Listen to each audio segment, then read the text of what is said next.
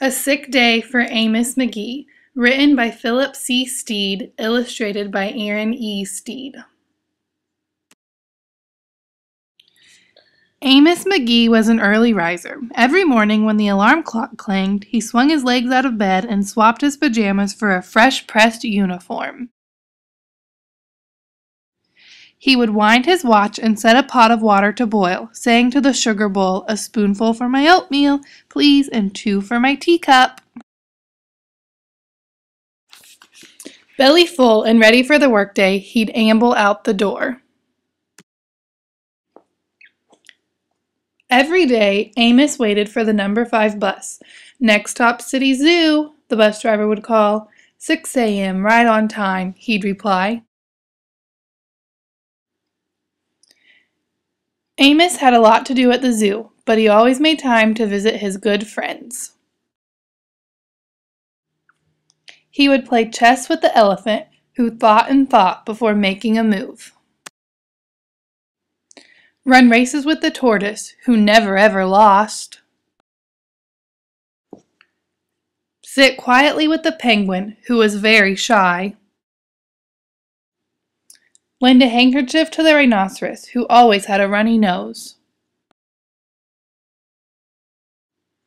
And at sunset, read stories to the owl, who was afraid of the dark.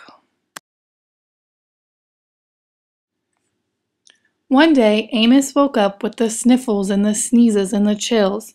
He swung his achy legs out of bed, curled them back again, and said, "Ugh, I don't think I'll be going to work today." Meanwhile, at the zoo, the animals waited for their friend. The elephant arranged his pawns and polished his castles. The tortoise stretched his legs and limbered up. The penguin sat patiently, all by himself. The rhinoceros worried that his allergies were worsening. The owl perched atop a tall stack of storybooks, scratching his head with concern. "Where is Amos?" the animals wondered. Later that day,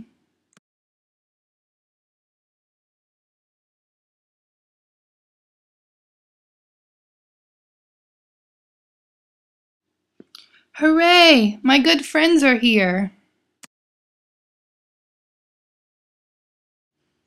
The elephant prepared a game of chess. Amos thought and thought before making a move. "I'm too tired to run races today," said Amos to the tortoise. "Let's play hide and seek instead." The tortoise hid inside his shell. Amos hid beneath the covers.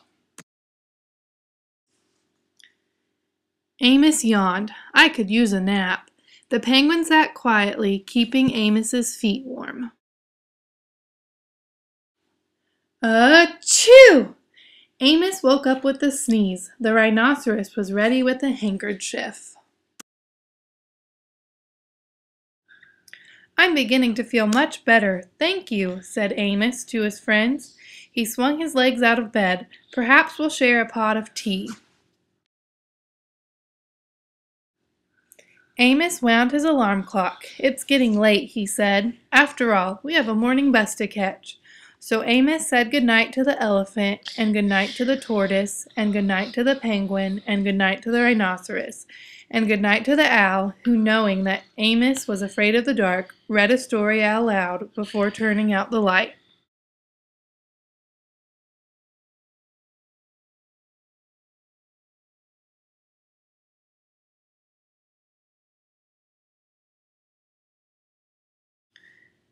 The end.